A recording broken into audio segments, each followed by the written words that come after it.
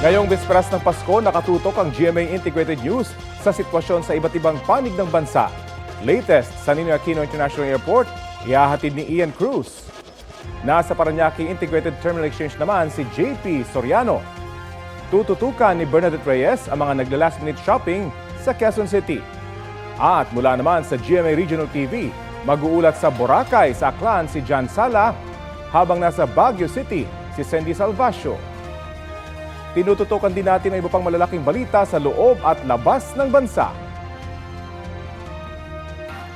Ilang oras bago ang Noche Buena, kumustahin natin ang sitwasyon ng mga biyaherong humahabol na makapiling ang kanilang pamilya sa pagsalubong sa Pasko sa kani-kanilang probinsya.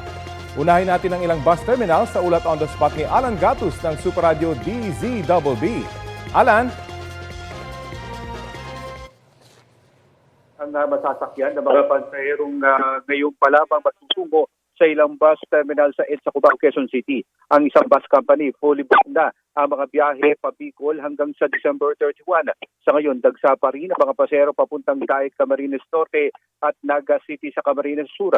Sa kabila nito, tiniyak ng pamunuan ng terminal na mayroon pa rin masasakyan ang mga pasahero. Nagtatagalan lang umano dahil may delay sa pagbabalik ng mga bus mula Bicol dahil sa traffic sa bahagi ng Quezon Province.